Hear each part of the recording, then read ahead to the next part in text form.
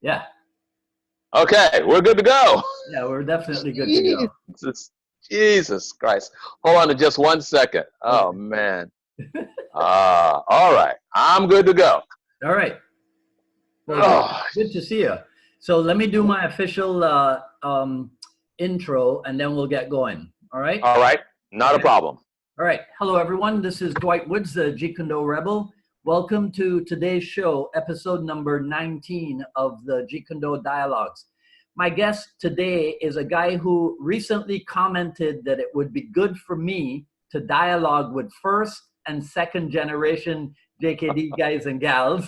So here we are today with Michael Marcellus Brown, who started training with Larry Hartzell way back in the 1970s. Now, I got to tell you guys this.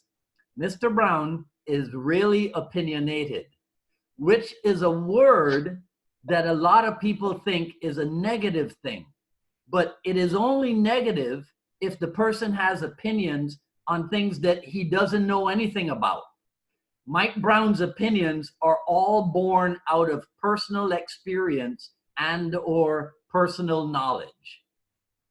If you go on the YouTube and you just type in Larry Hartzell grappling, probably the first thing you'll see is a 9-minute video with Sifu Larry and Michael Brown. So I got a ton of things on my mind, and right? So I really don't know where to start, and I don't want. So let's do this. You have been in martial art for longer than I have been alive, because you've been in martial art for almost 60 years, correct? Oh, gosh. Yes, that's correct. That's Right. correct. I've been involved in martial arts since I was a little brat. Um, And you started with judo and mhm. karate, and you also boxed and you wrestled. Yes, my father started me in judo because he had done jujitsu and judo as a World War II veteran, and so I started there, and then went from there to karate do, and then I also boxed and also wrestled amateur as well as professional, high school, college, Division 1. Right. So my background in that regard was very diverse before I met Sifu Larry in 1972. Right. Because he and my father worked together at the Mecklenburg County Sheriff's Department. Okay. So this is cool because last Friday I was on with Juan Perez, who Uh huh. who is also former military, and Right. and I think his dad was also former military. So Mm. 1972. What were you training in at that time? And is that when you finished up your service in the Marines? What was going on in 72? I'm old, but I'm not that old. Jesus, 72. Oh my God.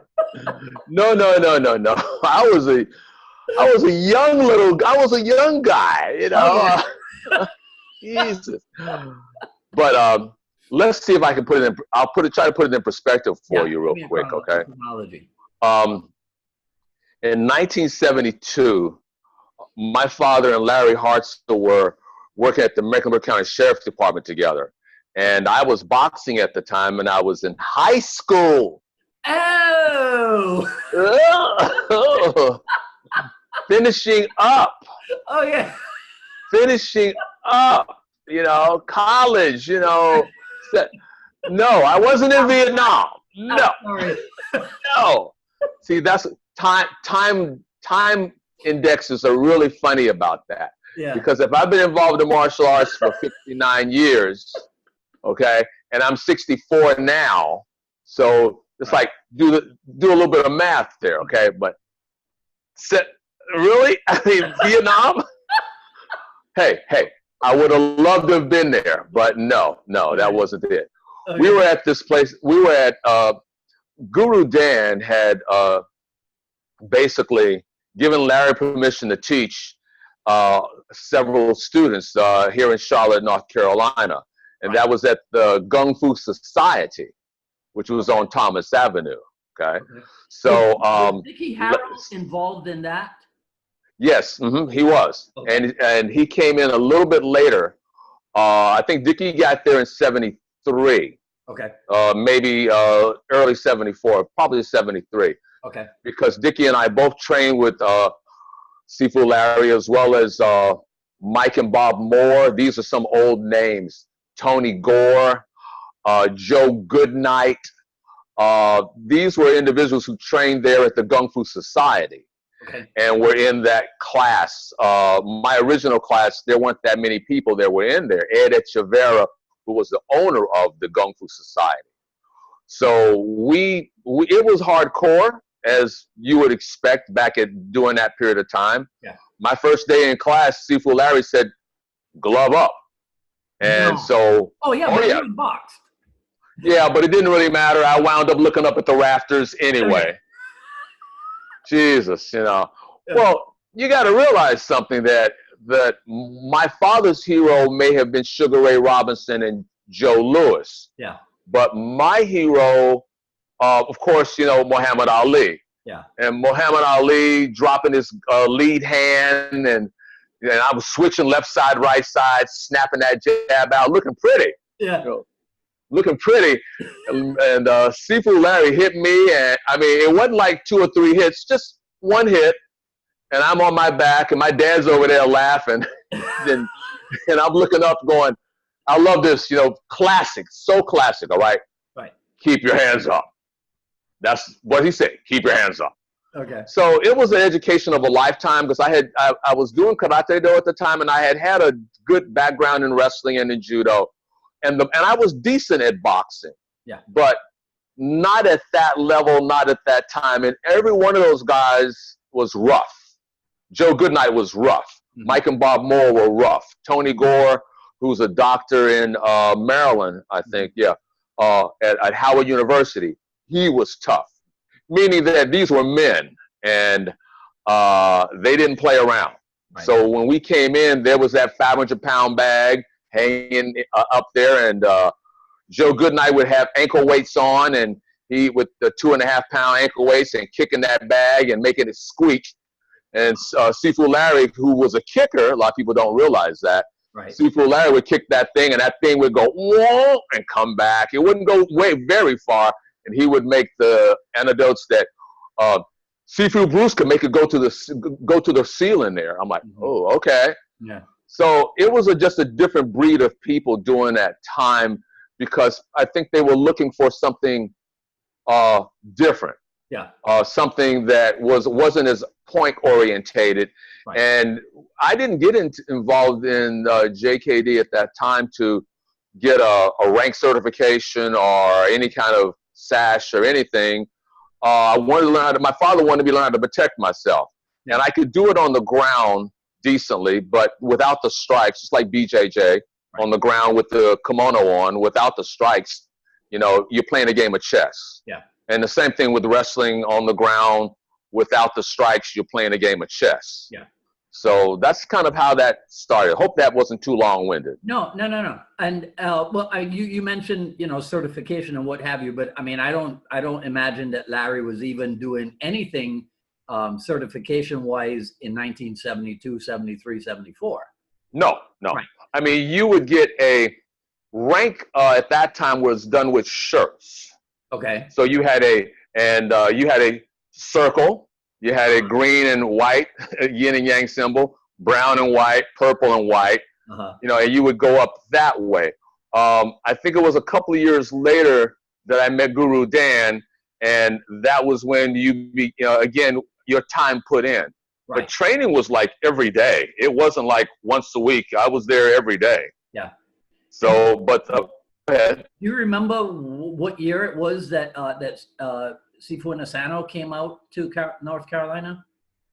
I want to say 75 was when I first met him. Okay. I want to say 75. Because Seagung Bruce had passed away in 73. 2 years later, might have been 76. Okay. Might have been 76. Okay. But he would come out periodically and spend time with Sifu Larry, upgrade him, upgrade the people who were still there because a lot of the guys left because of their chosen professions. Yeah. Mike and Bob Moore moved up to Ohio. Joe Goodnight was doing, he was in entertainment at the time with Little John. Dick Harrell was there. Tony Gore had gone up to Howard University. Danny White was still there. Mm-hmm. So, and then Reuben Griffin came in. Reuben was one of Sifu Larry's top guys as far as time was concerned. There's a picture of myself, Guru Dan, Larry, and Reuben Griffin. Yeah. It's a very faded picture, but that was the first or second time that Guru Dan came there. Most of the pictures of you that I found, if they're not the ones that you sent me, are faded. Yeah. Well, you know, we weren't really, like I said, it wasn't a photo op. It was there was Dick Harrell and I took the first seminar that Dickie did, where he brought I want to say, yeah, the first that he did where he brought Guru Dan in. We're in the front of a trailer. We both have the instructor's certification, yin and yang, small yin and yang symbol with a collie triangle on. Yes. And they're blue, and we have brown pants on. We're standing there posing, looking good, you know. It was not about photo ops. We'll say it that way at that time. I mean, it was nice to have a picture. Especially with Guru Dan, and he was so giving to us because we were that other school. That's the East Coast school. That's Larry's school. Because in the 1970s, outside of, if you were not in LA, the only other place where you could get legitimate Jeet Kune Do instruction would have been North Carolina, right? And also Taki Kimura's yes. there. Yeah. Now, I don't know, because James Lee had passed away. Okay, yeah. That's my understanding. James Lee had passed away in '72. Yes. So his school was still operational. Sifu Gary Deal was one of those people from the James Lee lineage. Okay, mm-hmm. But I don't know, because remember that I said that. There are a lot of people who maybe have gotten rank, okay? Yeah. They may have gotten rank under Sifu Bruce Lee, mm-hmm. or gotten rank under JamesLee or Guru Dan or Sifu Taki Kimura. But rank didn't necessarily mean that you were given certification to teach, especially from Bruce Lee. There were only 3 people. Yes. Which is, and I say that, that's not an opinionated, that's not a subjective truth. That's one of those objective truths. Yes. Only 3 people that Bruce ever certified to teach his method of self-discovery. Mm-hmm. Okay? Mm-hmm. And that's Taki Kimura, Dan Dos Santos, James Lee. Yes. Other people, Ted Wong, Richard Bastillo, so many others were also strong students. Tim Tackett, yes. Later, Jerry Petit later. Mm-hmm. But out here on the East Coast, it was Sifu Larry. That's it. And that was it. There was no Princeton Martial Arts Academy. There was no JKD any other place. Right. So if you wanted to learn and train in Bruce Lee's methodologies, this is where you went. Now, the thing about that was when I first saw Sifu Larry, he had like a little beer gut on him there, you know. I'm just being honest. He had a little beer gut on him, and I'm like, that's a Bruce Lee student? Really? I mean, to myself, if you look at the picture behind you, I mean, I'm thinking abs of steel. Right. And yeah. So when I first met him at the sheriff's department, he was a wild card. Just to be honest, he was a stud, mm-hmm. and he could handle himself, but he was a wild card. He's a good old boy, if that makes sense. Yeah, I get it.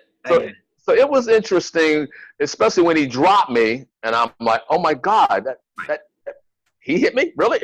Yeah. I mean, I remember seeing his stomach, but I remember it being a pretty hard stomach. Yeah, it was hard. Yeah. But You know, he hadn't missed a few meals. No. He hadn't missed or a few beers, because we would go oftentimes to the FOP, the Fraternal Order of Police, and the stories I could tell you from at the FOP with people who didn't believe the grass was green or the sky was blue. Right. You stepped up there in front of Sifu Larry, you felt it.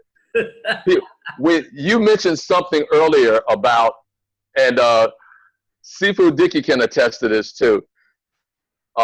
You mentioned something earlier about if you go on YouTube and you pull up that video with Sifu Larry. Okay, now I've trained with professional wrestlers. I've trained Hiro Matsuda-san, Luthez, you know, Josh Barnett, and what's his name?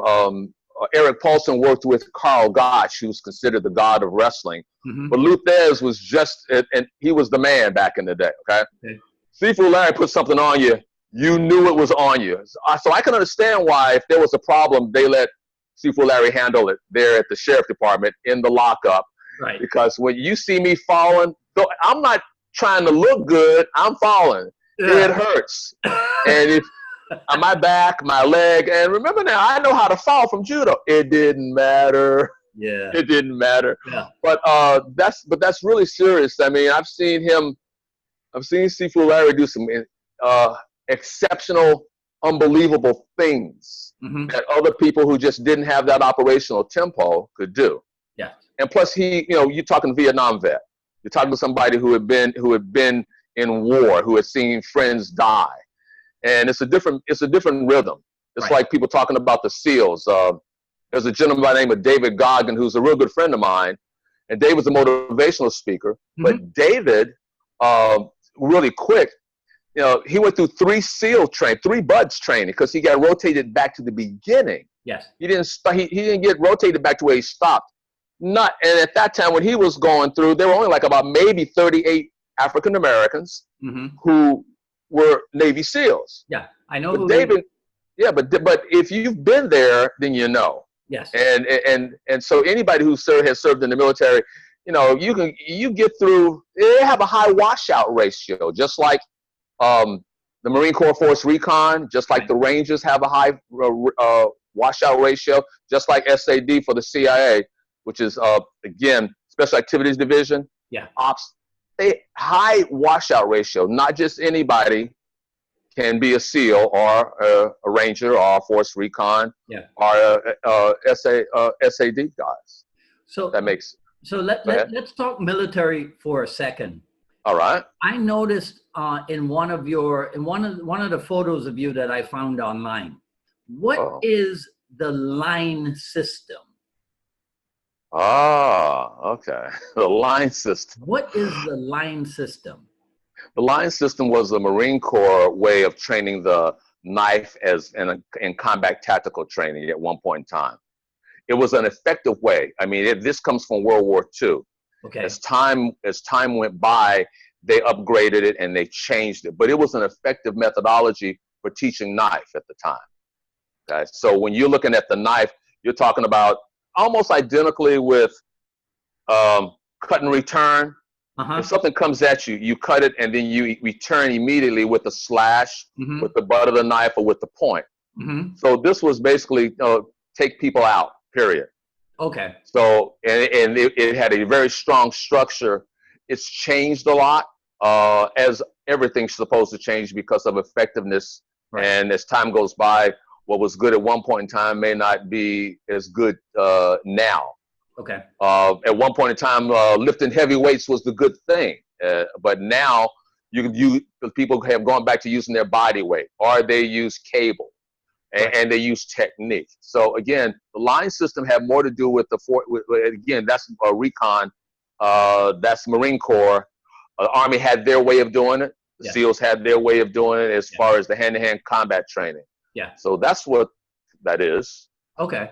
So you look to me like a guy who has lifted his own fair share of weights.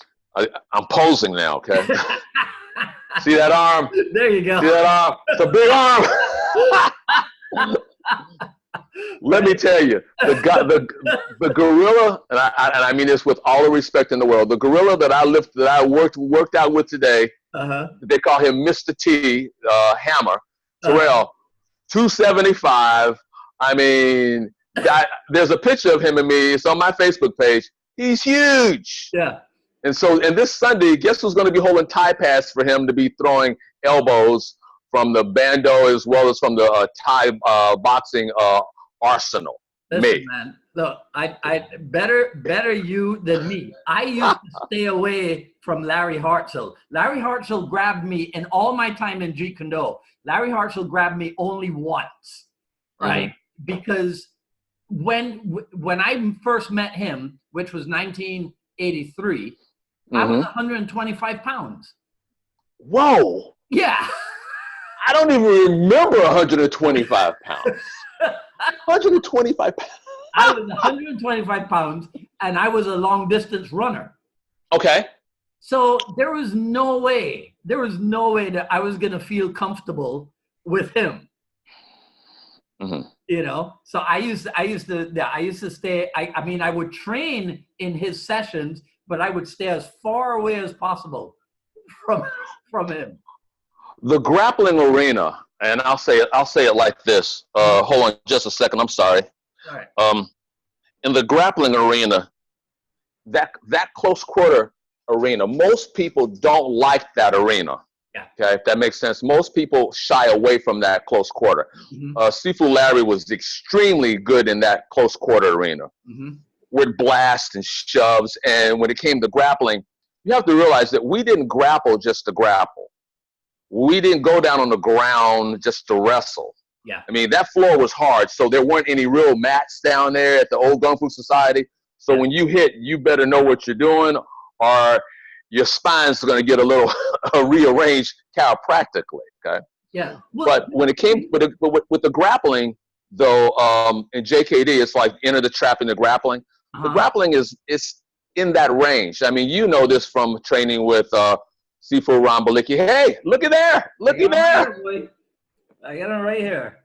You got the book there, but the V2 books, and those are very good books. Jean LaBelle's book is a very good book also. There are a bunch of them. Billy Robinson's books are very good also as far as learning how to play that game if you're in that range. But what happens a lot of the times, okay, and this is just, again, my take on it.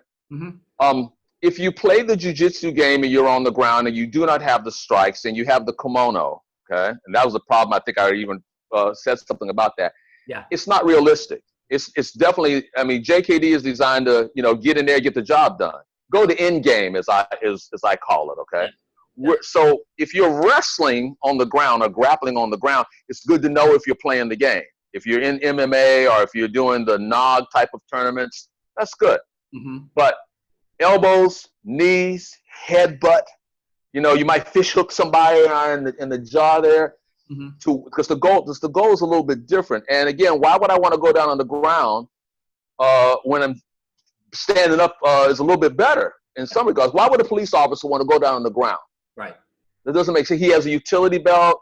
Yeah. He's got handcuffs. He's got pepper spray. He's got the little shotgun there. He's got his own handgun there.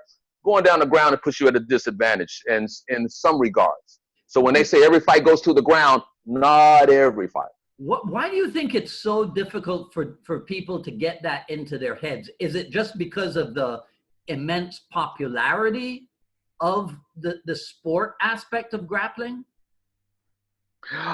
What the Gracies did, and you'll love this, there was a gentleman that I trained named Roland Payne. They called him Shins of Steel. I'm serious. I'm dead serious. He fought in the UFC 3, and I helped train him, okay? And one of my students, a young lady by the name of Jill Schaefer, she had done things with me with the DEA at that time. But Jill said, Michael, I can't be here. And I'm like, what do you mean you can't be here? Well, you're teaching them how to hurt people. I'm like, yeah, because at that time the rules were no eye gouging, no biting. Everything else was pretty much legal. That's why they called it like cockfighting. And And there weren't any gloves on your hand. You slapped and you palm heeled and you could hammer and crack your knuckle. So Roland fought. Roland fought in. He got dropped because he didn't listen, but he got dropped. But he had redemption in the Valley Tudo, and he made this guy suffer. But that was an interesting thing. A gentleman by the name of Max Coates, myself, Nick Hughes. No, Bart Vale. That's another good guy out there. Oh yeah, Bart Vale. That's a Miami. He's a Miami guy. Yeah. Yeah. He trained with the guy. He trained with Fujiwara. Yes. Who trained a lot of the guys. Matter of fact, Eric Paulson has had him in, and Josh Barnett trained with Fujiwara. Yes. But if that's legit catch as catch can wrestling.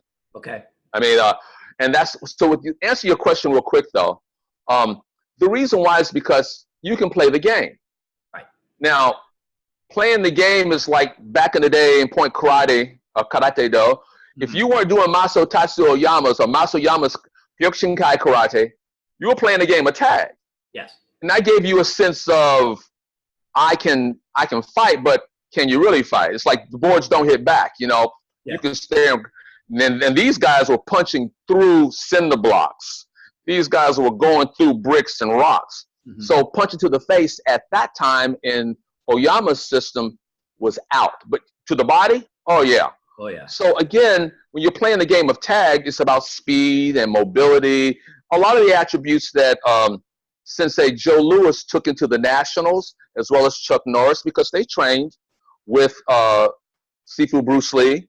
But again, training to help them to be more effective as tournament fighters doesn't mean that and not to be disparaging against Joe Louis or any of those guys, Mike Stone, Chuck Norris, but they were in other arts. They were in Kempo, they were in Tang Soo Do, they were in karate here in the United States. Right. So for them to think that that's Jeet Kune Do, it's Jeet Kune Do applications. Yes. Does that make sense? In that arena. In that arena of point karate. And then Joe Louis went on, and I know Joe very well. He went on to fight full contact. But again, it's like the PKA and WKA. Okay. Professional Karate Association, you had to have a certain amount of kicks above the waist. Yes. Okay. In the World Kickboxing Association, leg kicks were legal. Yes. Okay. And these people at that time, weren't used to getting kicked in the leg. Yeah. First time. I remember that they had rules. The rule about that certain number of kicks per round was because when full contact came along, people realized to a certain degree that their kicks weren't as effective as they thought, and everybody started boxing or trying to do as much boxing as they could. Yeah. Yeah. Because you were awarded points sometimes, and it was subjective. You could be at a distance and go to hit somebody, and in the angle, the referee sees the guy snap his head back, you get the point. So again, it was what it was at that time. And it, of course, evolved. Like Pride evolved. Like the UFC has evolved now. I mean, you can't do that elbow from going from 12 to 6 anymore in the UFC. Yeah. Okay. In Pride, you never were able to use those elbows. Yeah. Okay. You could use the knees to the head, but you couldn't use the elbows. So again, it evolved from let's say it's like catch as catch can, the UWF, the shoot wrestling, the shoot fighting like Bart Bell does, the Shuto.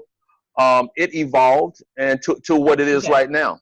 Two things here, somewhat related. Differentiate, if you can, between shoot boxing, shoot fighting, and shoot wrestling. They all come from the same source material, okay? Right. But for instance, to say that Ken Shamrock and Frank Shamrock, I know Kenny well and I know Frank well, they trained under, again, that UWF banner, Universal Wrestling Federation, where Carl Gotch and Lou Thez were trying to make more real wrestling real. Yeah. If professional wrestling was real, this is how it would have looked. And you can't say that Carl Gotch didn't know what he was doing. He's called the god of wrestling for a reason, okay? So to answer that question, shoot boxing was more boxing orientated, shoot wrestling was more submission orientated, and shoot fighting kind of blended them all together. And then you have Shuto, S-H-O-O-T-O, okay? So again, if you look at Fujiwara is a perfect example. Bart Vale trained under Fujiwara. So did a lot of other people train under Fujiwara, but they also competed in different organizations at the time, okay?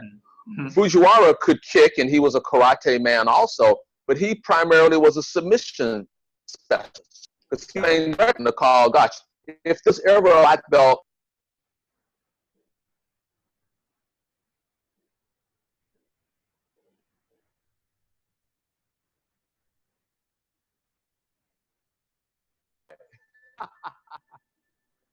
Okay. Wait. hold on. Your microphone. She's gone. Okay. Yeah, I'm fine. Okay. Yeah. Yeah, I'm like, why? You can't be calling me when I'm talking to Mr. Wood. You can't do that.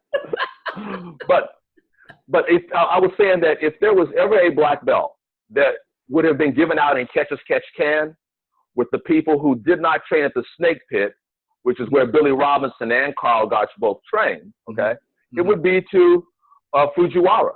Fujiwara was their main guy. Got it. And he was extremely good. You can go online and look him up with, what's the gentleman's name? Joe Malenko. Now that match looks like a real shoot match. The term shoot means to actually do it. Yes. It's like there's wrestling and then there's wrestling. Okay? Now, Brock Lesnar, perfect example. I've never met Brock, but I have met Kurt, okay? Brock Lesnar, 4-time All-American, 2-time Big Ten, WWE champion. What else? Brock Lesnar, UFC champion heavyweight. Yeah. But Kurt Angle, gold medal winner in the Olympics, 96, okay? Kurt Angle was also a WWE champion, but he was a gold medalist. Ronda Rousey was a bronze medalist in the Olympics. She went to 2, okay? So again, that's a different athlete. That's a whole different, and it gave legitimacy to wrestling, okay, as opposed to wrestling. Those people can go, but Kurt can go, and so can Brock. They know what they're doing on the mat. Ric Flair can go. Flair wrestled at the University of Minnesota. A lot of the guys could go. A lot of those guys, people just, they do not know because they looked at wrestling. Oh, this entertainment. Yeah, it was. Go back to 1920, 1930, much more of a submission-based style, and there wasn't a lot of punching and kicking. Okay. People were actually trading holds, and you either tapped out or something went snap. Yeah. So when earlier you said something about BJJ and why is it popular? Because it is. I have friends who do BJJ, and they are very well versed on the ground. You just don't go in after a year and become a master in BJJ. Because that gi makes all the difference in the world. It really does. But then again, you're playing in the guard. And the guys who do catch don't like playing in the guard. I'd rather have knee on as opposed to stalling or have a kimono and pants on. That's okay to play that in that arena. I get it. But in the street, I love my favorite line. In the street, that the shirts are going to tear. That kimono, a silverback gorilla isn't going to rip that. A silverback gorilla is not going to rip that kimono. It's just not going to happen. Those things are thick. Yeah. I've got a black one in there. It's real thick. So again, unrealistically, as far as Jeet Kune Do is concerned, that's not going to happen. Yeah. You have to train realistically. I mean, people ask me, well, what about the knife? And I tell them quickly that, when it comes down to the dagger or to the, call it weaponry, and people teach, you've seen people, you yourself know about doing disarms with a knife. Okay? But I'm constantly reminding the people that if someone's really swinging that blade, it's better to know something than to know nothing. Run. Yes. Guru Dan used to say, get an equalizer, get a stick. Right. Yes. Okay? But you're not going to go in there and not think that you're not going to bleed. Yeah. Okay? You used to say, if you squirt, you live, you gush, you die. Yeah. And that's just the truth. Here's one of the fascinating things, because I'm talking to you today and you've been mentioning Carl Gotch over and over again. Yeah. a couple episodes ago, I was talking to Guy Chase, you know, and his background, he mentioned Karl Gotch over and over and over again, right?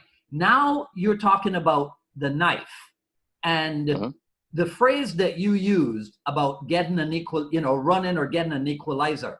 I first learned that strategy or that approach from Paul Vunak. Yes, Paul. Right? Good guy. Very knowledgeable. But more recently, the guy who has been influencing my opinion on knife fighting is Burton Richardson. Yes. Good guy. Very. I'm in contact with him also a lot. Yeah. You see, so what I'm saying is that there is such a wealth of knowledge and information and experience and truth. Very much so. Right? In the Jeet Kune Do world, amongst the Jeet Kune Do clan members. So I think that it must really annoy somebody like you anytime that you come across an untrue, watered down approach to and somebody calling it Jeet Kune Do. That's a good one there. I like that. Look, you know, let us not forget about Jean LaBelle, because when Larry left this area, yes, and he went back out to California, yes, he studied with Yuri Nakamura as far as the shoot wrestling. Yeah, he went and found, again, Wally J was still around. He also went and caught up with Jean LaBelle. So Larry continued to, you know, Sifu Larry continued to upgrade his understanding, and he also did the Dumag with Guru Dan to upgrade his. He was the researcher for the grappling phase of JKD. Yeah. But I always say that we don't grapple. The goal isn't to grapple. Now you have people like I said, Eric Paulson. You have people like Greg Nelson, yes, and they are very good at what they do, and they also have a strong knowledge base. But when you also talk about Sifu Paul Vunak or Burton Richardson or Guru Ron Balicki, very, very, very, very thorough when it comes down to their weapons application, their skill sets. Yeah. And they also train in different arts also, whether it's, I think he said he doesn't really spend that much time with the kimono and the gi, but a lot of people don't. I mean, it depends on what you like when it comes to that. Yeah. Now, so the reason why I said Karl Gotch, because my teacher trained with Karl Gotch, trained with him. Luthez trained with him. If you just go online, look up Luthez, they were shooters. They were people who could put it on you and make you hurt. Sifu Larry Hartzell could put it on you and make you hurt.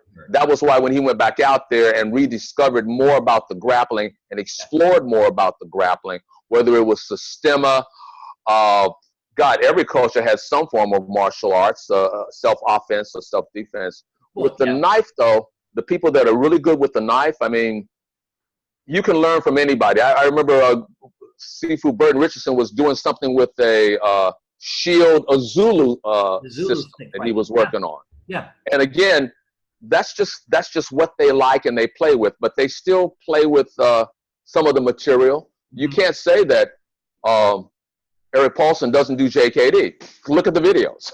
Right. He's with Guru Dan. Yes. And if I was going to train, or if I was going to train with someone, it would probably be now.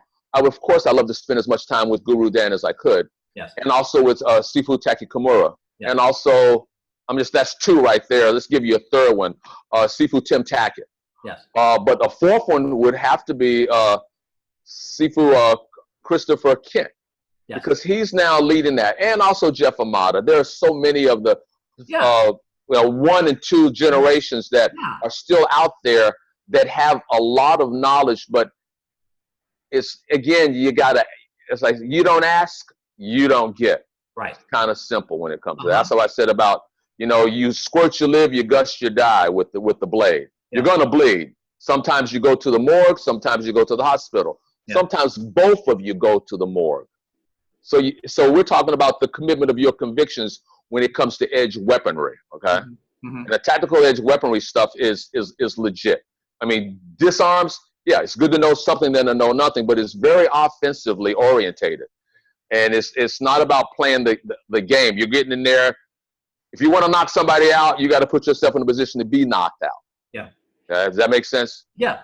Okay. When did Sifu Larry move back out to LA? Do you remember when that was? Ooh, gosh. Hal Faulkner went with him out there too, I think was out there. Yeah. I want to say the 80s. Yeah. I want to say in the 80s. And the reason why I'm saying that, because Guru Dan was working with Sifu Larry, and they would travel together, and he was helping him to develop the teaching skill sets. Yes.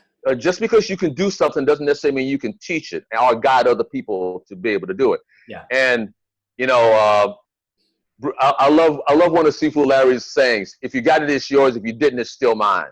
Right. I'll say it again. If you got it, it's yours. I'm sorry? Did you ever travel with him? I did. Yeah. We did things up at the Degerberg Academy.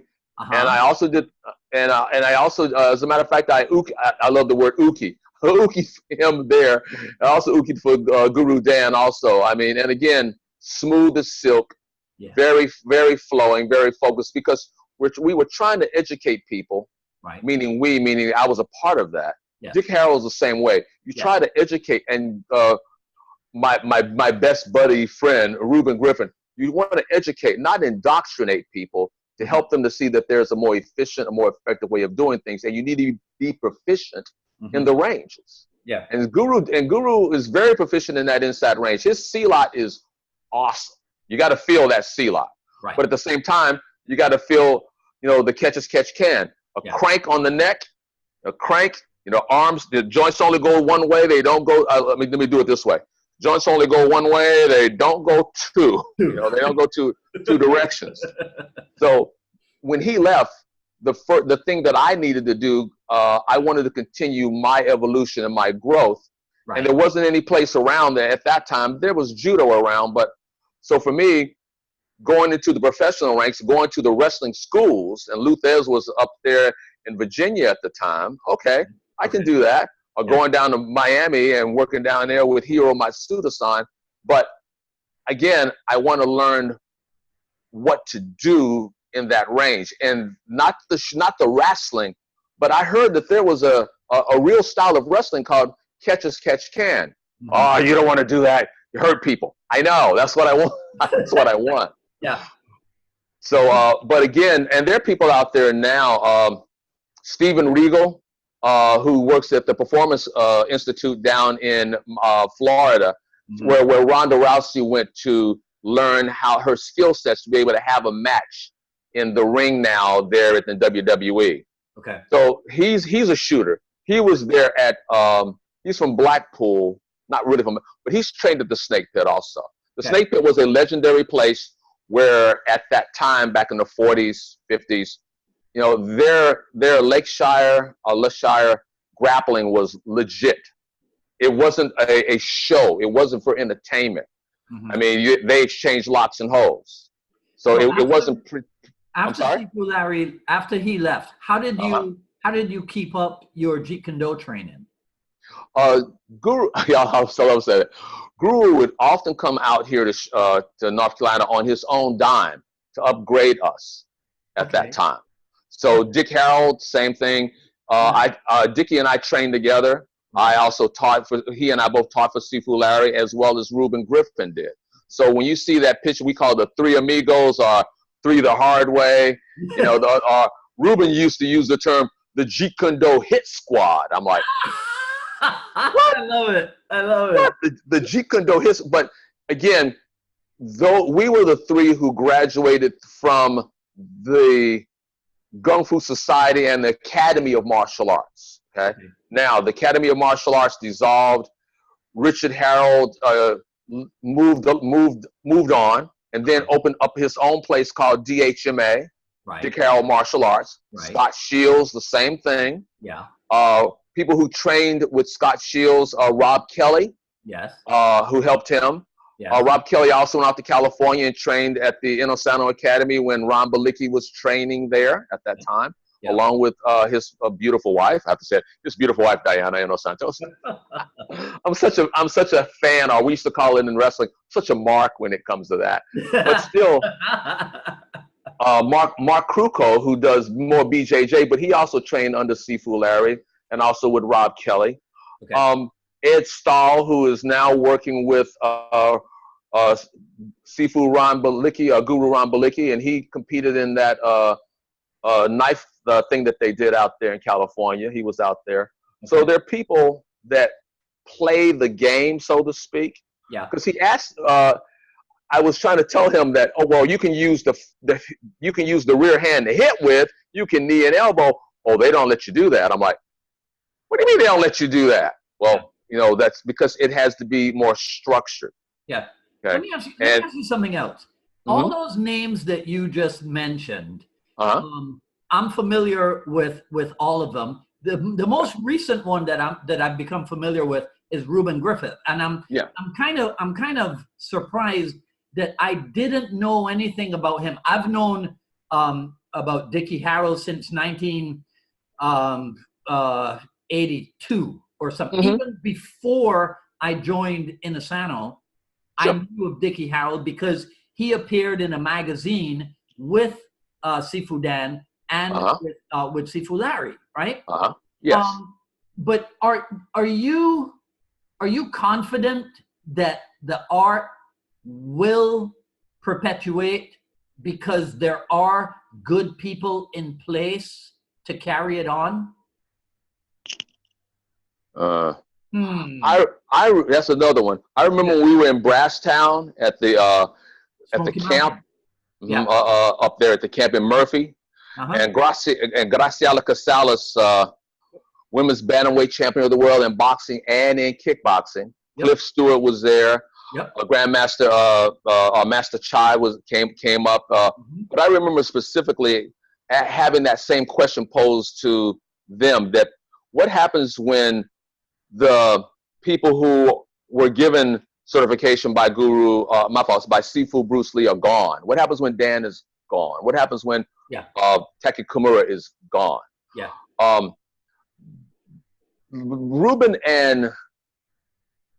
was that guy that you didn't hear a lot about. Okay, I mean, people know me from the video with Sifu Larry. Okay, I mean, Volume 1 and Volume 2. Yeah. When I had not met Deborah Hartzell until she was on a vacation out here, and Reuben and I got together and had a chance to sit down and talk to her. Yes. Very knowledgeable. I had not met. I remember Simu Paula from the Dagerberg Academy. Yes. But at the same time, there are people that are in place. To answer your question, really simple. Okay. There are people that are in place. Of course, Ron Balicki and Diana Dos Santos. Of course, Reuben Griffith, who have the technical knowledge, okay? And of course, the people who Richard had trained up there, Mark Stewart, so many people. So the art's not going to die. The art's going to continue to evolve as it should, depending on the person's likes and dislikes, okay? Yes. So to say that, because it has to, because if it doesn't, you have all the false prophets out there that are claiming this and that when it comes down to their lineage in Jeet Kune Do, who it looked like karate. It didn't look like anything of the stuff that I trained in back in 72, 73, 74. Spent time, hours after hours. Not like blasting karate, because remember now, I have a 7th degree black belt in Karate Do. So it's not blasting it, it's just that what we were doing was not point karate. What we were doing was you better respect that range. That foot on the kneecap, that foot on the shin. I was telling the guy that day, you slap some groins, you have slapped somebody in the groin, open hand slap somebody, okay, in the groin, they're going to bend over. They're going to bend over. Okay?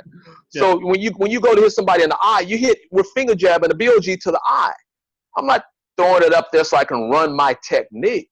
Right. Does that make sense? Yeah. So there are people that are out there, absolutely. You yourself, there are people that are out there who have the technical knowledge and are willing to guide and share that information to those people who are deserving. Okay. Now that means, again, you don't ask, you don't get. So what do you look for in a student? Reuben was that guy. Reuben is left-handed. Okay. Now remember back in the day, we had right side forward, right? Yes. Okay. Uh-huh. So I mean, you see, and later on you would train left and right side, but Ruben was left-handed, so he had to do Pak Sao, Lop Sao, you know, everything from the right side. Right. It was hard for him, but he was a naturally gifted individual. Yeah. And I mean naturally gifted. His skill sets are extraordinary. If you ever get a chance to just train with him and work with him, his flexibility. Yeah. You know, one of the things I started doing in every episode of the dialogue is to ask whoever I'm presently speaking with to give me 1, 2, 3 names of people that they think I should have on the show. So let me do that with you at this time before we even get close to finishing. Oh, sure. So definitely Ruben Griffith. I mean, I already had him in mind. Rob Kelly, of course. Dickie Harrell, my childhood hero, of course. Oh, yeah. But outside of those 3, you know, I've already spoken with Ron. Who comes to mind? Well, you said Dickie Harrell. Absolutely, Dickie, because you know Dickie and I were training partners for a very long time. Okay. But right off the bat, Tim, have you had Tim Tackett on? Not yet. No. Okay, he would be someone absolutely, because I would train with him. Have you had Chris Kent on? I actually tried to make Chris episode number 1, but I was not as well versed in the technology as I am now. So really? It failed miserably. And look, just between me and you and everybody who sees this video, I'm so embarrassed. I'm actually a little bit hesitant to try to get Chris on again, because I feel like I made him look bad. Yeah. You know, by screwing up the technology. But you know, I talked to Cass about it, and Cass said, "No, just call him." And Cass is correct. If you don't ask, you don't get. And the bottom line with Chris, have you had Burton Richardson on there? Yes. Okay. Yeah. So again, having people, especially Chris, because Chris was there. Jeff Amata would be another name. Okay. Yes. Andrew Kimura, Tacky's son, would be someone. Okay. I mean, that's like 5 people, but definitely Chris, definitely Ruben, absolutely Ruben, and of course Dickie Harrell. Of course, you said not Dickie. Trying to think, and also Andrew Kimura. If you could get Jeff Amata, that would be excellent. But again, I know the format, and again, some people don't feel comfortable. I've taught aerobics. I've been in front of 280 something people, you know. But those would be people of the older era that I was talking about. Right. Before they're gone. I mean, Fran Joseph's, Jerry Petit's wife, would be excellent in that arena. Jerry Petit's wife. To have because to me, those first and second generation students who were there in the 70s. Chris Kent was there in the 70s. Jeff Amata was there in the 70s. Cass was there in the 70s, okay? So 70s, 80s. Then you get into the 90s, then it becomes, Tommy Carruthers is one of those guys. Lamar Davis is one of those guys. It came down further, okay? Later in the thing. But anyone who was there during that period of time, would be ideal, because again, if we're talking about historical, because people need to know, right? You know, if they don't know, then let's say history is written by the victors, then the false prophets who are out there will have their day, and people, because they are not initiated or they're not informed, they don't know. They have no clue. It was like if you watch that Eddie, and again, my buddy Joe Rogan, my boy Joe Rogan. You watched that Joe Rogan podcast yesterday with Eddie, and I love, and again, Eddie on the ground, the man. Okay, but Marcelo Garcia, and you ask Eddie, who's the man? Eddie will tell you, Marcelo Garcia. Okay, but you know, you got to look at it like his son is all whacked out about the pictures of Bruce. I know, isn't that something? Yeah, I was like, really? I'm like, and Eddie's going like, yeah, Bruce, and Eddie's telling you everything there is to know about the whole story of Enter the Dragon, and I'm like, wow, you made it.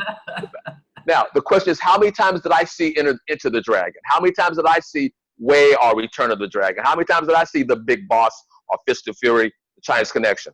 Yeah. I can't tell you. Yeah. How many leaves are on the tree outside? Right. I have no idea. But I was not a Bruce Lee fan. I was a Zatoichi. I was the Blind Swordsman Zatoichi fan. You're from that era. Yeah. Yeah. See what I'm saying? I was a Zatoichi fan, and also Lone Wolf and Cub, Ogami Ito, yes. the Shogun's assassin. Yes, when he pulled out that blade, people died. It was and of course, because it was my original style, as well as one of my students, Jill Alexander, now Masayama, Sonny Chiba, right, Street Fighter. Yes, okay? yes. So I was more of those guys. I have respect for Steven Seagal. Okay. I have respect for Jean-Claude Van Damme. I mean, Georges St. Pierre loves Jean-Claude Van Damme. Right. You know, Dolph Lundgren and those guys that came out. Jackie Chan, absolutely. Chow Yun-Fat, absolutely. Yeah. Michelle Yeoh, definitely Michelle Yeoh. Okay. Yes. But again, you know, you have to look at, you know, is it functional? But why weren't you a Bruce Lee fan? That's an interesting. When he came on screen, why weren't you a fan? Because I had seen the Zatoichi flicks, which were there way before Bruce. Okay. Okay. You cannot doubt his charisma. You cannot take away anything from Bruce's ability to express himself in that arena. Yeah. Okay. And a lot of those things, especially like the Game of Death with Big Lou or Kareem Abdul-Jabbar. Yeah. And it's a testament to his genius and to what he was able to express. Yeah. And also touch so many more lives, in my opinion, again, from a celluloid standpoint. Well, but people take that and look at that as being Jeet Kune Do. That's not. Yeah. That's not Jeet. That's not Jeet. The reason why I asked you is because I saw all those movies, and I grew up in the Shaolin Shaw Brothers era. Oh, yes, yes. Okay.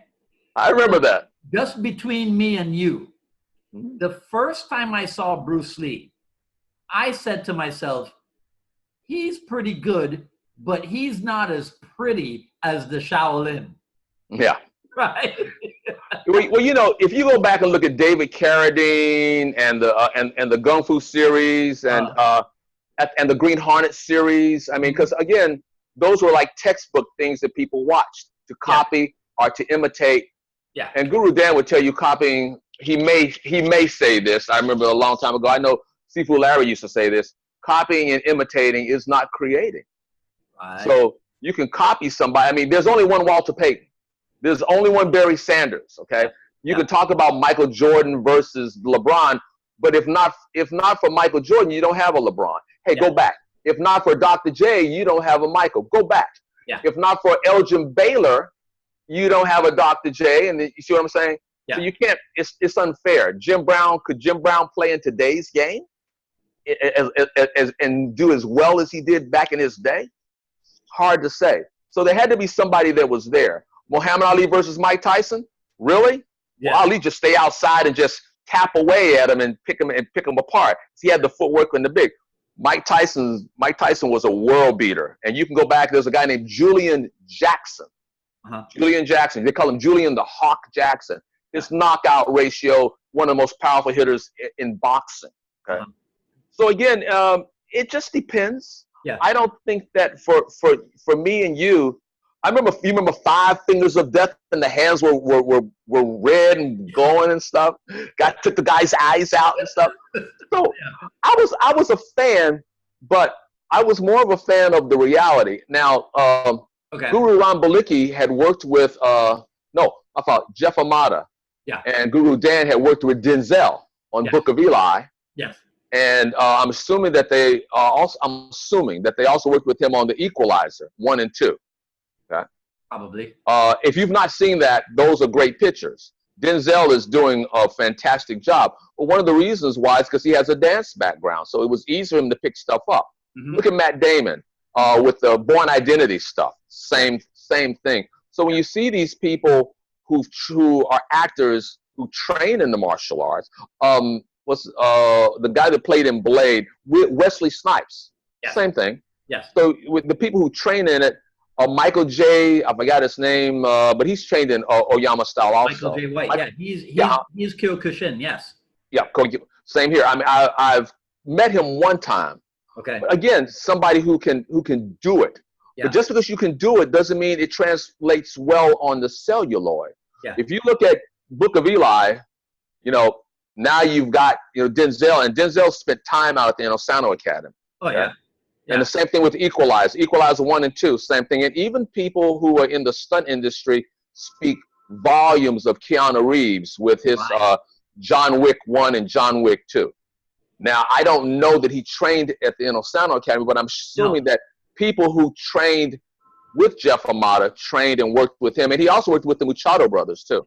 So, well, for the John Wick stuff, but for the Matrix, he trained with Chad Stahelski. Right, yeah. Right, down in Australia over a 3-year period. You know what's funny? When you were talking earlier about the 12 to 6 elbow. Yeah.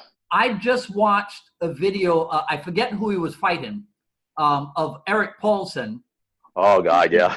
Using the 12 to 6 elbow. I forget the name of, I forget the name of the guy, right? But the interesting thing about that, and see, these are the things that I want people to be aware of. When Eric walks in, if you look at the guys in his corner, there's Chad Stahelski. Oh, yeah. So a lot of people go, oh, yeah, Chad Stahelski, he directed John Wick with Keanu Reeves. But they don't know that Chad Stahelski is a Jeet Kune Do guy. They don't know, right, that he trained under Yuri Nakamura, with Eric Paulson. It's like this knowledge is not out there. Now, Guru Ram Balicki also trained with Yuri also at that time. But again, you have to look at it from at that time, because it's a time frame thing.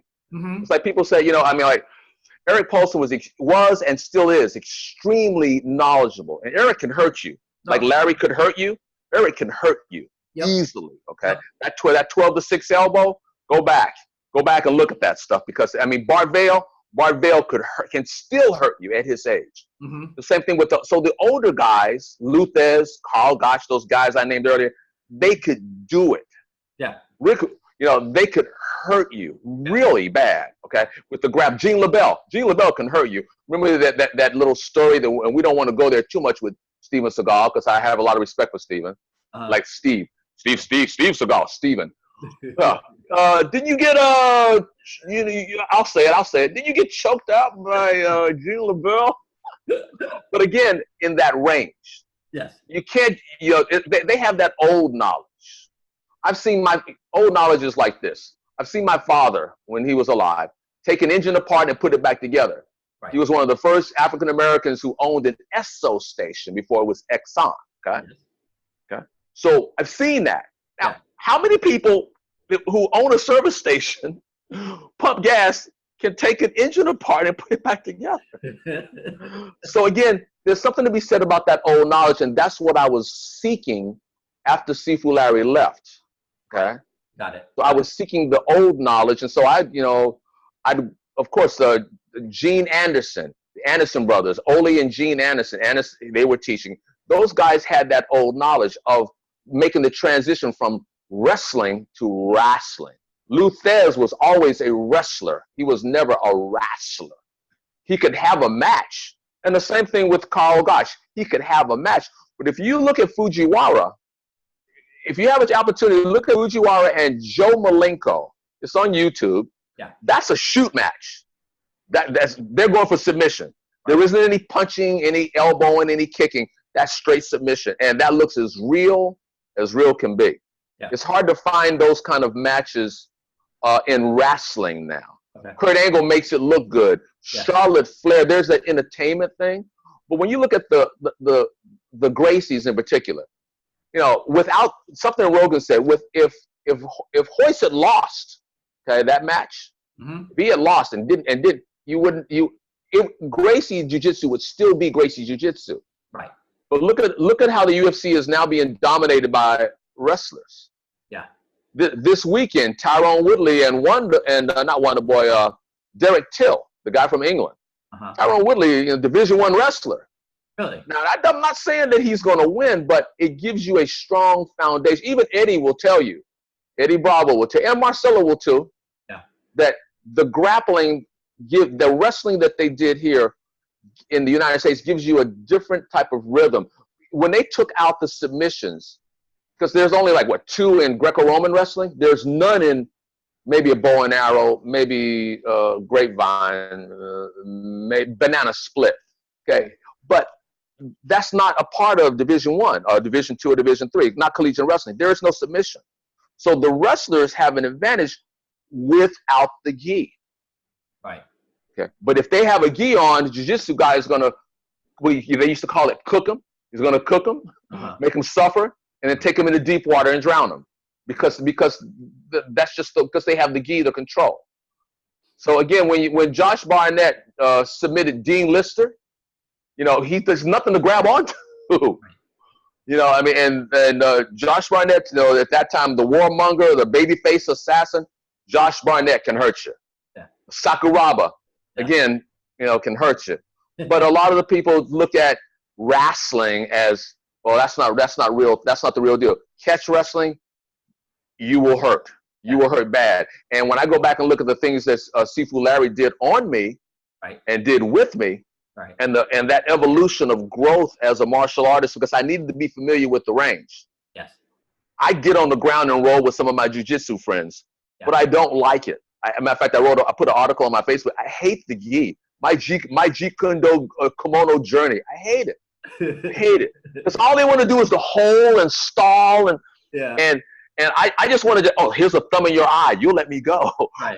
Let me slap you in the face. Even Eddie Bravo has now gotten into the combat they call it combat jiu-jitsu, or with EBI rules, Eddie Bravo invitational rules, where they allow you to hit. I mean, not knuckle sandwich somebody, but actually hit people, because it disturbs you. And if you're not used to getting hit, it's a different rhythm, a whole different thing. That's like telling a guy, if you're not used to training with real knives, put some Kevlar gloves on, Kevlar sleeves, and no thrusting to the body, but you begin to have a real awakening about what works and what doesn't work. You try disarming somebody with a real blade, it's a different ball game. Better still, get a white, this is old, get a white t-shirt, white t-shirt, okay, watercolor magic markers, and if you have a child, say, hey, let's play sword, and wherever there's a line, you say you got 20 seconds, go. Guess what happens? There are lines and there are dots. Wherever there's a line, that's where you get slashed. Wherever there's a dot, that's where you got thrust. Yeah. It gives you a real awakening real quick. Yeah. I'll tell people all the time, if you don't believe the grass is green, all you gotta do is step up to the plate and take your best shot. Because if I'm gonna play jiu-jitsu with you, I'm gonna lose. If I'm gonna play taekwondo against a taekwondo person, but that's the game. But in the bathroom, one-on-one, bad things are going to happen. And that's not saying I'm a tough guy, I'm egoing out, but it's just saying that you got to be willing to pay the price. And Flair said, I love that, Ric Flair. I used to work for Ric Flair at the Gold's Gym. In order to be a man, you got to beat the man. I love it. But he was one of those guys who would say that's very true. You have to be able to handle yourself in that arena. You try. Yeah, because it sounds to me like you're saying you got to be able to control the ranges. And would you say that is one of the most important lessons that Larry Hartzell, the great Larry Hartzell, imparted to us in the Jeet Kune Do world? That control of the ranges. You have to be effective in the range. Because if you're having to think it's almost too late. It has to be. You've heard the term sound and echo. It has to be like sound and echo. It has to be. It's like saying, what have you truly mastered? Honestly, what have you truly mastered? Maybe tying your shoe after all this time. Maybe writing your name. Not even that, because your laces will still come undone. mastered. I mean, like, but you know what? If you have a stroke, you can't even write your name. You have a stroke, you can't even tie your shoe. Yeah. So Yeah. it's about making it, it's about owning it and making it your own. So yes, being proficient in all of the ranges. Yeah. Being able to trap. You don't have to trap Wing Chun all the way. A trap and then hit. You can do that. I don't have, but the goal is to be effective in the different ranges. So see, Larry imparted upon a lot of people a respect for that range. Okay. And I think I said that to Deborah Hartzell, Seymour Deborah Hartzell. I said that to her because we were talking, and you know, again, a very gracious lady. I had not met her, and I didn't know that much about her, except for that was Sifu Larry's wife. Yeah. But the same thing with Sifu Paul Swain. I say the same thing. Sifu Larry gave you a healthy respect for that range, and if you weren't good in that range, then you would be exposed. So it's like, okay, I believe him. The only reason why I play with the BJJ because I need to be familiar with the range, even though you know, no one's going to be wearing a big kimono, okay, in the street. Okay? That shirt's going to rip, okay. But at the same time, you need to be comfortable with it. So yes, we train with real blades. Yes, I mean, do we train with rubber and also with wooden blades? Yes, but put the Kevlar gloves on, the Kevlar sleeves, cut resistance. And have at it. And then you begin to see that, you know, because you can't even stab the hand. You stab a hand with the ice pick grip, that hand moves away. So if you have the option of running, run.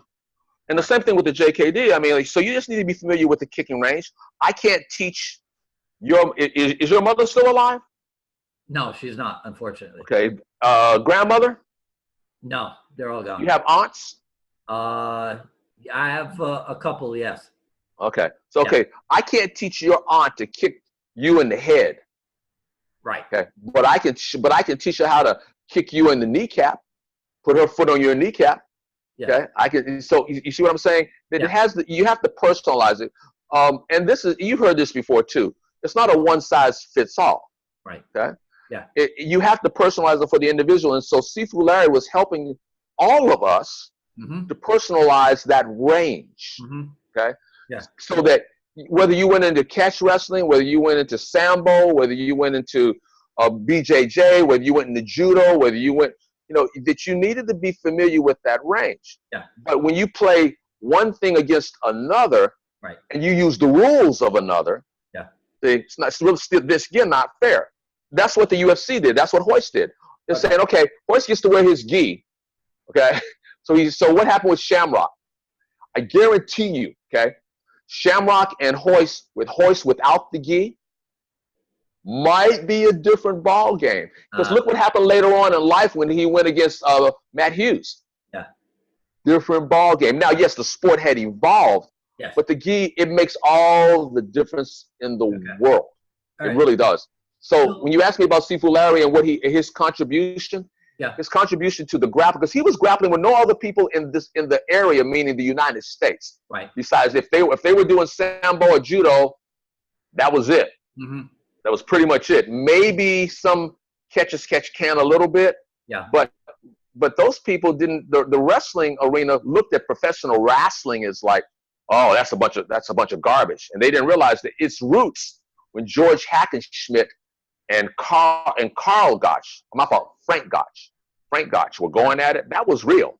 Yeah. That's not, they were selling out the Chicago, whatever it was, you know, with all these people, and they're having a serious match. It's like, you know, you're going 50 rounds back in 1901 with Jack Johnson, the first black heavyweight champion of the world. 50 rounds? Are you kidding? Yes. 50. It was a different breed of man. Can you imagine Jim Brown not playing football because of turf toe? No. It was a different breed of man. And the same thing applies to self. That's what I was, when we talked about this earlier, when I said to you about you can't cliff note it. Yeah. You have to read the book. The guys out there now, they want to, it's like microwavable martial art, like the McDojo stuff that we see all the time out there. I'm gonna do something that is out of character for me, but I'm with you. No. I'm with you, so I feel safe. You just mentioned Jim. We've talked about Jim Brown a little bit. Uh-huh. I'm gonna ask you something political. Ooh. Your take on the NFL and the kneeling thing with the national anthem. I have to do this again. You ready? As the let, let me do my favorite Macho Man impersonation. Ooh yeah, brother. That might have been like Hawk from the Road Warriors, who I used to hang out with. They used to love me some Hawk. He's passed away, heart attack.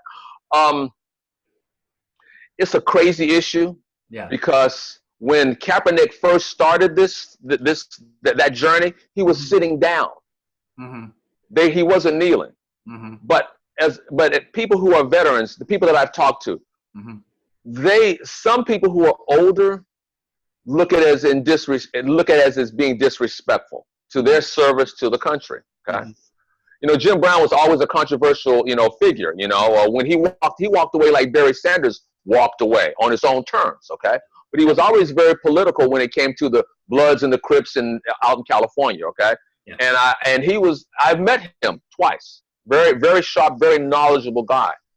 But it's kind of like Malcolm versus Martin Luther King versus Vernon Jones. You know who Vernon Jones is?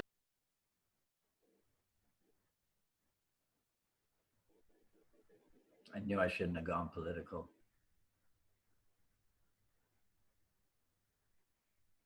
You have to understand why is hold on a second. Okay. Yeah. But you have to understand that evolution. I think that a lot of the younger crowd also find they have difficulty seeing what's he standing for. Why is he kneeling? It's being disrespectful, especially when when the Star Spangled Banner is being played. Yeah. You go to NASCAR, you don't see anybody kneeling. I'm sure they have political things too. Well, it's a black thing. Look, you got to understand. It's like racial appropriation. Give me a break. Yeah. He's kneeling to make a person. And now, has he played? Now, notice that Michael Jordan now. And I'm up on. I knew something was going to get me. You're going to get me on something. But I'm up on stuff. Kobe has left Nike. Okay. LeBron has left Nike. You ready for this? Michael Jordan has left Nike. Why? Come on, take a guess. Because they signed Colin Kaepernick $43 million for a year contract to be their front man. Okay, that's why. Now, what does that say? About? I mean, of course it's about money. Yeah. But to answer your question for me, I played football in high school. Okay, mm-hmm. I have friends who play like Terrell. I asked Terrell, what did he think about T. Hammer? Our Easy Smith, good friend of mine, who mm-hmm. played at Penn State and played professional football. What do you think about that? And they said, it's disrespectful. Now, Terrell's black, Easy's white. Okay, so it's not a black thing. With some people, they have issue with it. Yeah. I think he should be able to express himself, but as Roger Goodell has already said, this is not the platform for that. Right. So if you kneel, you're going to get fined. You're going to sit down. Yeah. Well, so I'll tell you this. I'll say it this. What did what did Prez say? Did you ask him that? No. I thought of it with you. I didn't. No, I figure I get the hard questions. Yeah. But thank you very much. Oh, you're quite welcome. All right. So all right. So let's wrap this up. I'm going to ask you something somewhat controversial again, though. No. This is a good one. Right? Okay. Only if I can show you who the man really is. So when you get through, I got to show you who the man is. Okay. Okay. All right. All right. Go ahead. It's this thing about, well, Bruce Lee could not have been any good because he has no fight record. Jesus Christ. Yeah. Now, ask yourself this question. Who's saying that? The people who fought in point karate? The karate. People fought in point karate? No, it's all the MMA fans and the BJJ people, the UFC guys. Oh, you'll love this one. JKD is not a sport. Yeah. Let me say it again. You know this. Jeet Kune Do is not a sport. Yeah. Okay, so if you ask the people who are in the know, and the ones that are in the know, okay, at that time of his lifetime, for him to participate in point karate or even full contact karate, from my perspective, okay, would have been a waste of time. Why would, I mean, like I've heard this before. Why would Michelangelo or Leonardo da Vinci or Gauguin enter a watercolor contest? Right. And are you saying that point karate and full contact is like watercolor? To JKD it is. Okay. Yeah. So again, you know, so what? I can't knee, I can't elbow, I can't eye gouge, I can't headbutt, I can't take someone's arm and go, I'm gonna put it behind your back. You know, there's a thing called the Kimura. Well, it was a double wrist lock a long time before it was called the Kimura. Okay, a long time. Yeah. So I think that those people who say that, they just don't know. They aren't aware. They look at combat from a, how would he see? And it's subjective. How would he do in MMA now with the rules? With the rules in set, I personally think he would be too fast. I personally think that well, what about the range? Because he couldn't grapple. Really? Oh, he couldn't grapple. Okay, sure. Okay. Look at the people he trained with. Wally J, the judo Jeet Kune Do Rebel. There were other people that he trained with. So to say that he wouldn't be effective in MMA or in full contact or in point karate or in kickboxing, because he doesn't have a record, I don't know that that's. Yeah, that's their thing. Yeah, I would question I would want to ask you, okay, just because Josh Barnett doesn't wear a gi and he doesn't have a Brazilian MMA, a Brazilian jiu-jitsu record, he didn't fight in Abu Dhabi with the gi. You mean to tell me that Eddie Bravo's going to beat him? Think about that now. Now, I'm not dissing Eddie, but, you know, look, size and mass and attitude matter. You're not going to have a 180-pound guy playing in the NFL as a lineman, defensive or offensive. It's not going to happen. Right. Okay. So again, you mean to tell me a good big man, a good little man can't be a good big man? Sure he can. But again, you have to look at it from a different perspective. So to say that Sejo Bruce wouldn't be that good in MMA, he's not considered a fighter. Is he a Joe Louis fighter? Is he a John Nevertidad fighter? Is he a Joe Crowley? Is he a Chuck Norris fighter? No. One more time. No, he's not. And people need to, like, you know, let's put this to rest for once and for all. Yeah. You know, could he have beaten Mike Tyson in the bathroom? Yes. Could he have beaten Muhammad Ali in the bathroom? Absolutely. Could have beaten Muhammad. Wait a second, that's Muhammad Ali. That's that sacred cow. You know, But again, because of the skill sets that he possessed. Okay, does that make sense? Yeah. Josh Barnett possesses certain skill sets that, without that gi, Josh Barnett is going to hurt somebody. Right. Okay. Eric Paulson possesses skill sets with the gi and without the gi. Yeah. And without the gi. Yeah. He's going to hurt somebody. Yeah. So that's why I said that you have to look at it from a different perspective, and from those people who are saying he wasn't a good fighter. He was only good in TV. He was only in the Green Hornet. He was only good on Here Comes the Bride, or only good in Longstreet, and it's only philosophy. Yeah.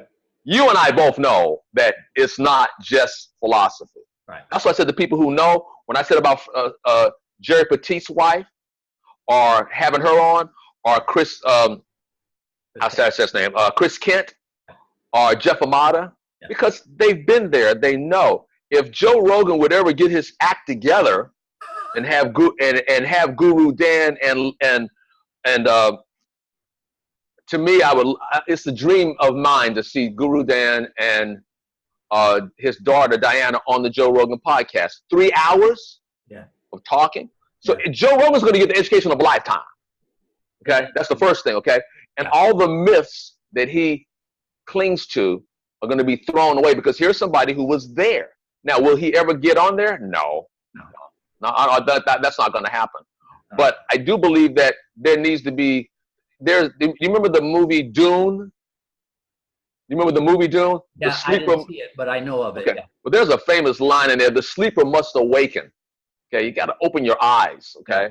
Yeah. I mean, that's why I said, that, and I mean this with a lot of respect, don't piss down my back and tell me it's raining. I know the difference. Yeah. Okay? You're not going to go in there and think that Bart Bell is not going to hurt somebody. Fujiwara is going to hurt somebody. Yeah. Okay? Ron Balicki is going to hurt somebody. Okay? And again, Taki Kimura. Well, Taki is not, his son is going to hurt somebody. Mark Stewart's going to hurt somebody. Okay? Mm-hmm. So Cass is going to hurt somebody. Yeah. Okay? So, and again, because they're not going to play by the rules. Right. That's why I said I can't compete against somebody who's an Olympic judoka with a gi on. Ronda Rousey will throw me all over the place. Okay? Kayla Harrison, who I know, will throw me all over the place. Mm-hmm. But one-on-one, mm-hmm. okay? A little different there. See what I'm saying? Mm-hmm. So again, can I beat Mike Tyson? Yeah. Can I outbox Mike Tyson? No. On Mike Tyson's best day, can I beat Mike Tyson with the knowledge that I possess? Now I'm bragging. Yeah. Why? Because I'm going to eye gouge him. I'm going to slap him in the balls. I'm going to bite him. Mm-hmm. It ain't going to be on the ear. And it's not going to be on the ear. Yeah. Something Carl Gotch used to say, I only wear pajamas when I go to bed. I thought that's it. Now that's a good one. Is he pissing on jiu-jitsu and judo? No, because he also wore a kimono and he also trained in judo. Right. But a lot of people don't know that. Yeah. So again, you have to be willing you have to diversify. You've got to be willing to explore outside the box. Mm-hmm. And not just look at things from one perspective. I asked Guru Dan, what was the reading list that he had? And he brought up certain things, the Prophet, yeah. that Bruce Lee, anything by J. Krishnamurti, think on these things. Uh-huh. And the Prophet is a part in there about teaching. Yeah. There's a little chapter on teaching, and it says a lot. For me, there's a book called War that I like. The Dharma of Star Wars, which is a good book too. Really? But there's some books out there, and again, one has to continue to educate themselves. Yeah. So you go back and look at the past. Yeah. The past is like this, and I'll let it go. The past is the fuel. Okay. Pluses and minuses, as we used to say. Good experiences, bad experiences. They're experiences. Okay. The present, where we are, that's the car, and the future, that's the destination. Whether it was a good experience or bad experience, you put the fuel in the car to get you to the destination. Yeah. That's what it's about. Yeah. So it's not about right or wrong in that regard. All things being equal, and seldom are they, okay? Yeah. And bottom line, seriously, bottom line, the most committed wins. Most committed. Yeah. All right. And so are you willing to die for what you believe in? You say that. Yeah. But remember now, okay, how many people, okay, everybody a Christian, raise your hand. Leave your hands up. Why? Because we're going to burn, we're going to crucify, and we're going to feed you guys to the lions. Watch how many hands start to do this motion. Yeah. Start to go down. So that's what I mean. Okay, are you ready to show you who the man is? You show me who's the man. Okay, you ready? Yep. Ta-da! You know who that is, right? No. Thanos! Thanos! You can't see. You see him now? I see it, but you see it? See him now? I don't keep up with that stuff. What? Come on. That's the man. Is that better? You see him now, right? I got it now. All right. Yeah. The Infinity Gauntlet. Come on. Right. You haven't seen that yet? No. That's a movie. The movies you want to see, first, that was definitely good. Equalizer 2, definitely good. Okay. Battle Angel, Alita, because Guru Ram Balicki worked on that. Okay. That's stuff you want to see. But you haven't seen Deadpool? I Deadpool. watched the first one. One. Okay, that was a good one. But let me say it again. This is the guy. Thanos. That is the man. Right. And hey, my man snaps his finger and half the universe is gone. You didn't see the Black Panther? Oh man, you gotta see that. All right. So look, as you said, let's go ahead and wrap that up because I've had so much. I seriously have had so much fun just talking with you and getting to know you. Again, Guru Dicky would be someone that you want to get on there because DHMA is the big hub here in North Carolina. Okay. Reuben Griffin. Yes. Somebody you want to get in contact with. I have a funny feeling that Reuben Griffith is a West Indian. I have a funny feeling that he's got West Indian heritage. I'm gonna say it this way. I don't know, and I've known Reuben is like a little brother to me. I've known him for so long. We were best. His mother passed away. He remarried. He's happy. Look, anything less than a good time is a waste of time. Anything less than a good time is a waste of time. And so he's one of those guys that he's happy. He works with the CMPD, Charlotte-Mecklenburg Police Department. Okay. And his knowledge base is extensive. He's trained with Ted Wong. He's trained with Jesse Glover. He's trained with, again, Guru Dan. He's been all over. Yeah. He's really been all over. And he also knows a lot of the guys from the BKF, the Black Karate Federation, back in the day. Oh, really? Oh, yeah. Oh, man. Hey, I'm there. No. I mean, you know the scene when in Enter the Dragon when Jim Kelly goes in, right? And there's Steve Sanders, and then there's wait, I was gonna say Ernie Reyes, but it's not Ernie Reyes, but it's Ernie something. Are you ready? Go. Are you ready? Go. Okay. Moses Powell, Thomas LePuppet. Yeah. Yeah. Okay. So I got my two in. I'm still waiting for your. Wait. Thalma. Oh gosh. Donnie Williams. Yes. Oh man, this is embarrassing. No, that's okay. Don't worry, because Jerry Owens. Yes. That's who it was. Those were some guys who Thomas the Puppet had supposedly the fastest hands. I don't remember seeing him in a tournament, but I heard a lot about him. Okay. Moses Powell. Him or Steve Sanders? Yes, both. Thomas the Puppet was also very good too. Okay. But definitely Steve Sanders. Moses Powell. That's like Professor V. Batistillon. Yeah, out of New York, New Jersey area. Yeah. I mean, again, so. But I tell people all the time, for me right now, you want to know who my hero is? For me, okay? One of my heroes, and I have followed her forever, okay? Is Cristiana Justino Cyborg Santos. Okay. Chris Cyborg, okay? Why do you think Rhonda ran from her? She didn't want none of that. Gabby Garcia. Now, people talk about Gabby all the time, okay? But Gabby Garcia. 9 times world open class BJJ champion, only female in the BJJ Hall of Fame. Okay, so but I follow those two ladies in the arena. Now I like what's her name, Shachinkov, and I like some of the other girls, but Chris Cyborg is ungodly. Her training regimen her training is crazy. Okay, most people aren't going to train like that. That's why you have to go. You have to train. You have to do the things that other people don't do to have the things other people don't have. So yeah, back in the day while my knees are killing me, yeah, we kicked trees. Yeah, I ran in combat boots. Yeah, I kicked telephone poles with those boots on. That 500-pound bag that Larry had swinging, yeah, Joe Goodnight and they're hitting that bag. So you have to train at a different operation, and pain is a part of the process. You know yourself. You can't make an omelet without breaking a few eggs. Yeah. So it just comes with the territory. All right, man. All right. Listen, thanks so much. Absolutely. All right, absolutely. We'll do it again.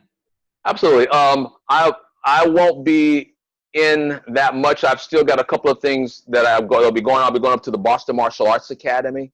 Okay. And teaching up there. And also at the Citadel, I finally finished that curriculum for a seminar down there in South Carolina. Okay. So I'll be working with the cadets down there. If people want to see more of you, the best thing is just find you on Facebook, huh? Michael Marcellus. I'm on Facebook, but I'm also on Instagram. Okay. But I'm one of those, like choosy mothers choose Jif, and particular people pick Peter Pan peanut butter. Remember that commercial? Yeah. Well, I'm kind of like that. I'm very selective about people that I share my time with. I got You're it. one of those people. I'm also very selective. I don't want to get caught up in what I consider to be politics. Someone has a problem with me, that's their problem. They don't sign my checks and they don't pay my bills. I don't really care. Yeah. People who know me know who my allegiances are to, and they also know that I'm very respectful to those individuals. But I just don't open that door. I mean, if you come to my home and you train at my house, you're special. And there's only a handful of people. Mm-hmm. And so I'm very selective about that. It's the same thing with a knife. Yeah. Once you show someone how to use a blade and how to really become proficient at it, one of my best students, young lady by the name of Laura Cardner. Her other name was Laura Elaine Houston. She's on the pictures with me and Guru Dan when we were in Norfolk and also at the camp. Mm-hmm. I told her husband, you teach her how to shoot because he was a police officer. I'll teach her how to use a knife. Okay. Wow. Now Laura is into commercial real estate, right? Okay. So she's out by herself, right? You don't want to go there. You will die. She was on crew at Carolina. She was on the rowing team at Carolina. Yeah. So that means every morning at 3 a.m. she's on the water. That's a different type of animal. There you go. It really is. So, you know, but if they want to get in contact with me, the easiest way is my Facebook page and also Instagram. Right. If they need to do something directly, message me and I'll return the thing. But again, I'm not going to get caught up in, you know, it's like knowing the path and walking the path. So I try to walk it like I talk it. And when I see people who don't, I judge them not by so much what they say, but by what they do. So it's a nice cliche, but I really do. And it's unfortunate because I've closed the door on people because of they say one thing and do another. Yeah. So, I mean, I love me some Tim Tackett. I love all of the first generation, second generation people who were there before I was, who laid the groundwork for me to be where I am. Right. But, you know, I'm the same way. Yeah, I think you have to. So I try to push love, but, you know, not everybody's going to be saved. So some people would rather, you know, they don't want to go there. Yeah. But I hope that we can communicate again. I mean, I'll be throwing stuff at you, and so I'll definitely send you some pictures of what we're going to do this Sunday. Okay. With Big Mark, former Ranger, and Terrell, and some of the other guys, and Jill. Jill Alexander, my pride and joy. She's so awesome. But Laura also. So there's some people out there that, ladies too. Don't forget about Graciela Casales, because Grace was instrumental. She's someone you might want to pull on there. Okay. I'll pull up there. Also, Cliff, is it Cliff Linderman? Not Cliff Linderman, Big Cliff. Stewart. There's Cliff Stewart. Cliff Stewart and Cliff Linderman. Yeah, Cliff Stewart's the guy that I'm thinking about. Okay. Cliff Stewart. So Cliff Stewart and Graciela, because they were there at the Great Smoky Mountain camps. Right. And Grace, I helped her train for her last fight with Sifu Larry and I running in the snow. Wow. Running in the snow with Grace. Wow. It's like you guys are trying to kill one another in the ring. I'm like, no, she's hitting me hard. You would just spar with her? Grace, Jesus Christ. People don't have, I have so many fond memories of that. All right. But hey, thank you. I want to first thank you for having me on. My pleasure. I hope that your viewership continues to expand and grow, and that hopefully one day we can get a chance to train. Yes. And also that you get up again. Guru Dick he's one of Ajahn Chai's top guys in this area. He is a Ajahn Chai's top guy in this area. Mm-hmm. Not many people have gotten that high ranking, because I studied with K as well as with Chai. Right. So I have a different view about Muay Thai, because I train with two different people in it. I didn't become a clone of one. You know, it's like Guru Dan is doing the Savat, we got to buy the Savat suit. Guru Dan's doing this, but I continue to explore. And so the Muay Thai, I like Chai's stuff, and Master Chai. Let's not be disrespectful. But I also like Master K's stuff. And Master K is a lot older. He also fought in Thailand. He was also an undefeated champion. And again, they just have different ways of expressing themselves in truth. But without Master Chai, you don't have Muay Thai. Not really. Right. Not with all the people who are training in it now here in the United States. Instrumental. Well, instrumental in pushing it. Man, Thanks for Hey. the stories. Thanks for your time. Thanks for the names. Thanks for everything. I really enjoyed this. All right. Well, what I'll say is this right here. To thy own self be true. You All know, right. to thy own self be true. Yeah. All right. Take care, my brother. All righty. Oh, we done? All right. Okay. So that's it. Episode number 19 with Michael Marcellus Brown. Let's see. Who's up next? I don't have my notes here in front of me, but here's what I can do from memory. I think on Monday I'll be talking to Rob Doley out of I think it's New Brunswick, Canada. So look for that. And everybody keep your fingers crossed for me. I'm hoping to confirm Eric Paulson for this same time next Friday. So Monday, 3 p.m. Eastern time, Rob Doley. And if everything works out, next Friday, 3 p.m. with Eric Paulson. All right, so that's it. This is Dwight Woods, the Jeet Kune Do Rebel, signing off. You guys enjoy the rest of your day. Take care.